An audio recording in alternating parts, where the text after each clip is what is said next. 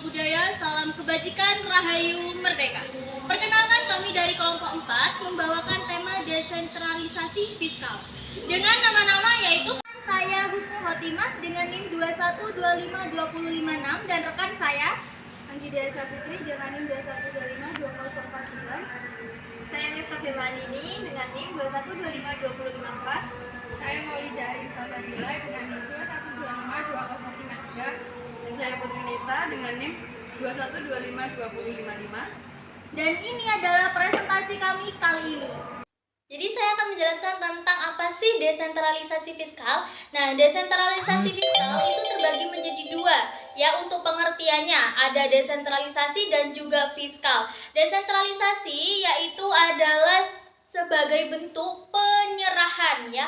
Penyerahan atau pemencaran, ya, untuk didistribusikan dari pemerintah pusat ke pemerintah daerah, dari pusat ke unit-unit terkecil untuk dikelola. Sedangkan fiskal itu berurusan dengan pajak dan juga dengan pendapatan negara yang dikumpulkan oleh masyarakat. Nah, jadi desentralisasi fiskal itu adalah bentuk atau proses penyerahan kewenangan dari pemerintah pusat ke pemerintah daerah, ya, atau dari pusat ke unit-unit terkecil untuk dikelola agar pembangunan dan pelayanan publik itu semakin merata dan semakin baik.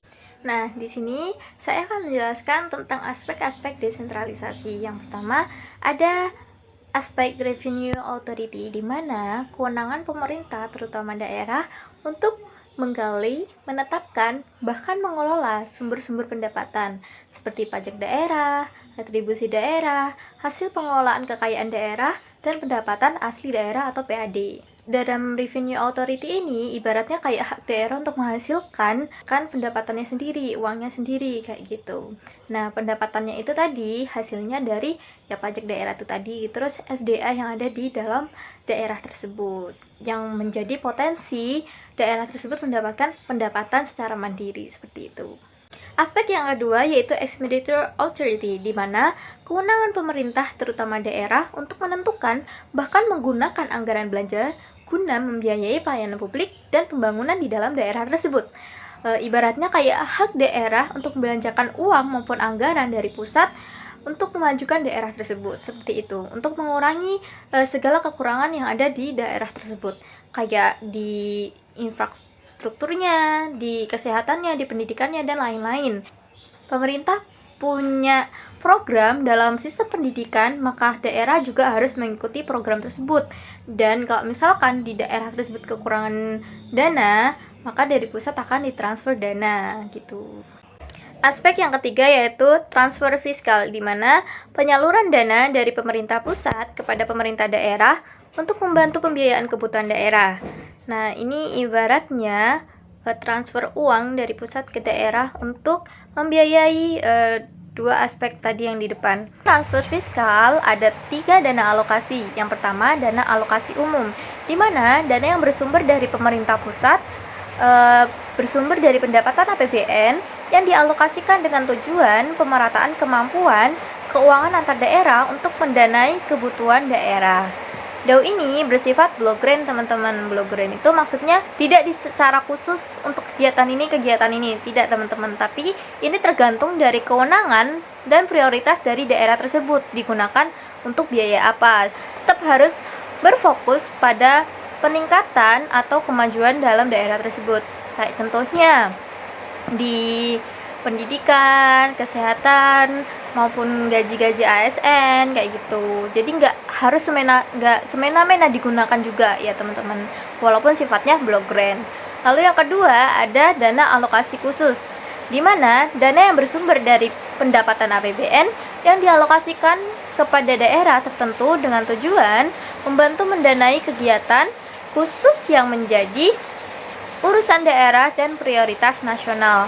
Nah, ya kalau yang kedua ini beneran dikhususkan untuk beberapa kegiatan aja. Contohnya tadi, pemerintah pusat punya program di bidang pendidikan, maka pemerintah daerah juga harus mengikuti perintah dari pusat untuk menjalankan program tersebut di daerahnya. Tetapi daerah tersebut kekurangan dana ini. Kekurangan dana itu juga termasuk dari pendapatan daerah yang dikit juga kan. Nah, otomatis daerah ini meminta kepada pusat kalau misalkan perlunya tambahan dana. Nah, nanti dari pusat kekirim dana alokasi khusus itu tadi, teman-teman. Ya, ada dana bagi hasil, di mana dana yang bersumber dari pendapatan APBN yang dialokasikan kepada daerah berdasarkan angka persentase tertentu untuk mendanai kebutuhan daerah. Jenisnya meliputi DBH pajak bumi, bangunan, penghasilan, dan cukai hasil tembakau. Lalu ada SDA, di mana itu ada kehutanan, mineral, dan batubara, minyak bumi, dan gas bumi. Lalu ada pengusahaan panas bumi dan perikanan.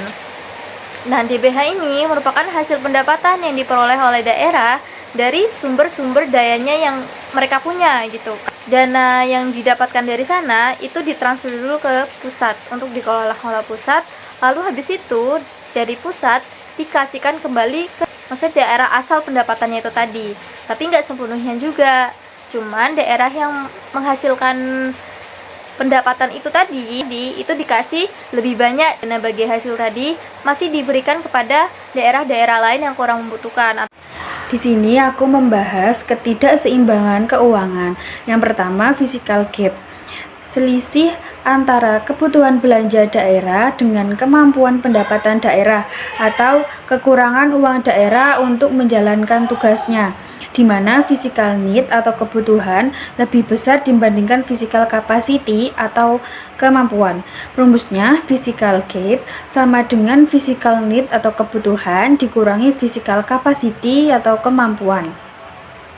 Nah, ini terjadi saat kebutuhan belanja daerah lebih besar daripada pendapatannya, sehingga daerah kekurangan dana dan biasanya bergantung pada bantuan pemerintah pusat. Yang kedua ada horizontal imbalance. Ketimpangan kapasitas keuangan antar daerah yang setara antar kabupaten atau kota atau provinsi, seperti daerah satu lebih kaya dari daerah lain. Ketimpangan antar daerah yang setara karena ada daerah yang pendapatannya tinggi dan ada yang rendah, sehingga tingkat perkembangan tiap daerah berbeda. Nah, yang ketiga, yang terakhir ada vertical imbalance, ketidakseimbangan antara pemerintah pusat dan pemerintah daerah dalam hal pembagian sumber pendapatan dan tanggung jawab belanja.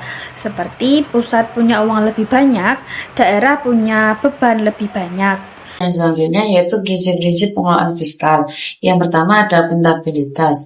Akuntabilitas adalah pertanggungjawaban dalam bentuk LPJ yang menyangkut penggunaan dana publik. Pemerintah harus mempertanggungjawabkan rupiah yang digunakan. Yang kedua ada value for money atau biasa disebut AVM.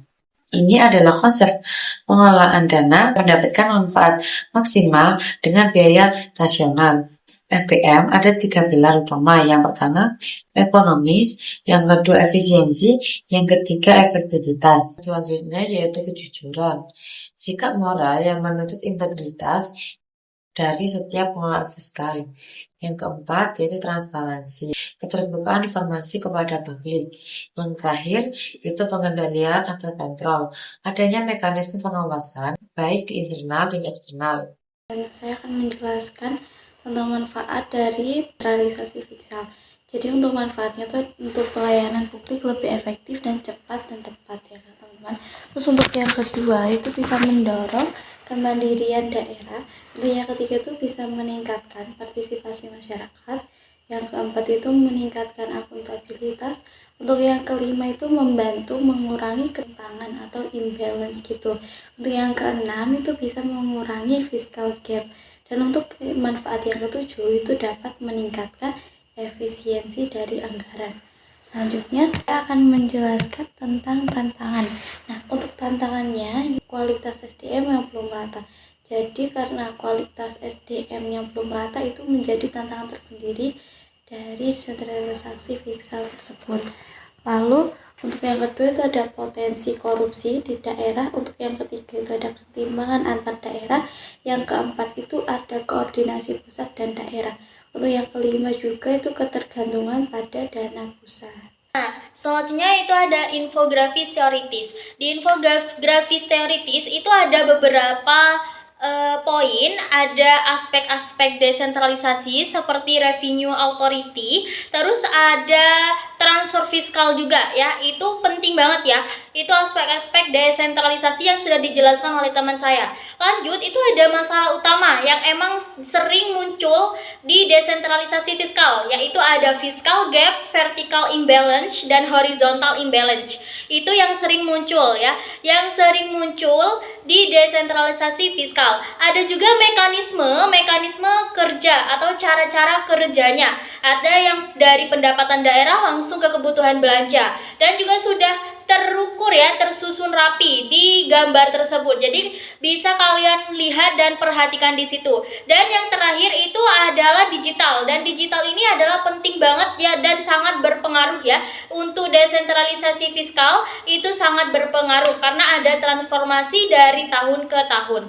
Nah, di sini saya akan menjelaskan infografis empiris, di mana kita mengambil studi kasus dari Dana Otonomi Khusus atau Otsus Papua.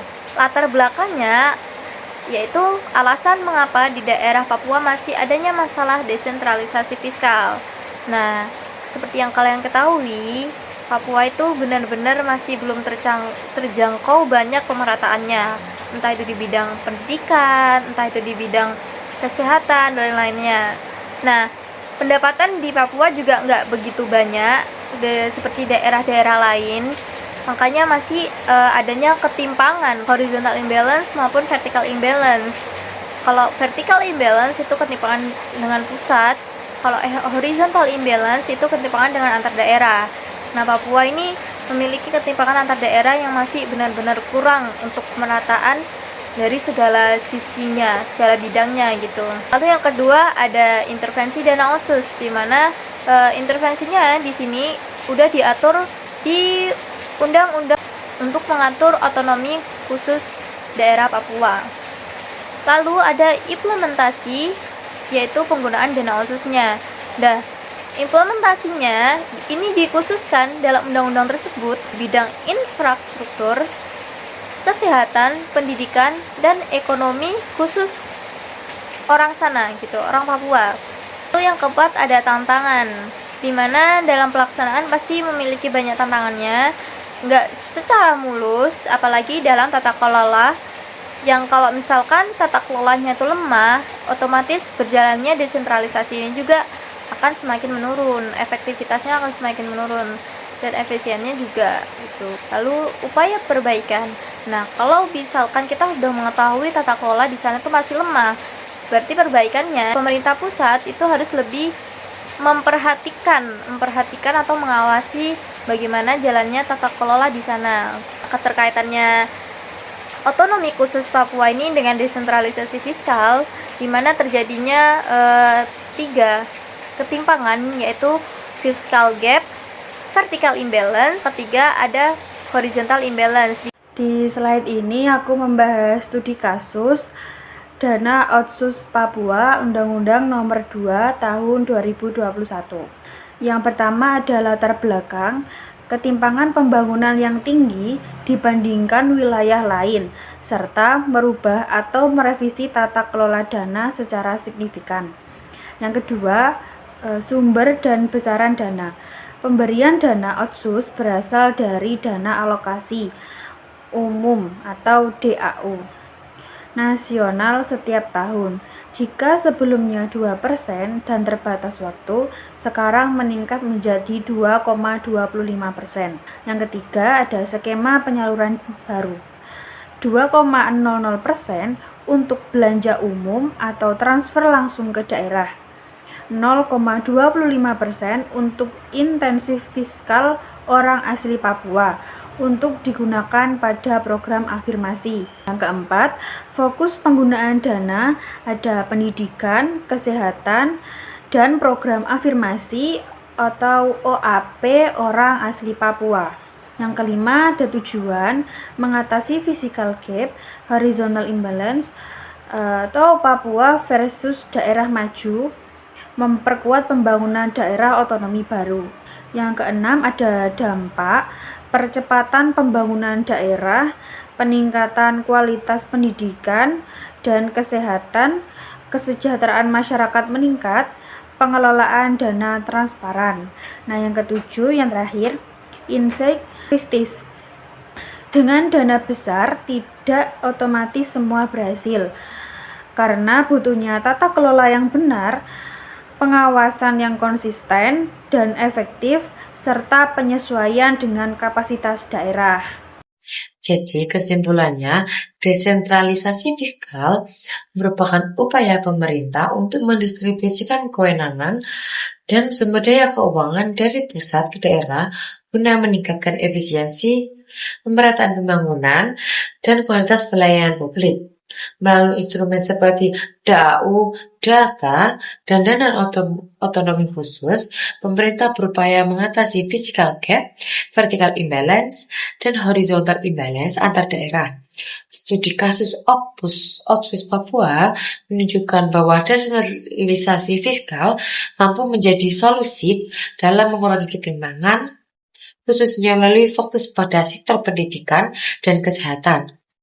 Namun, keberhasilan kebijakan ini sangat bergantung pada tata kelola, kapasitas daerah, serta pengawasan yang efektif.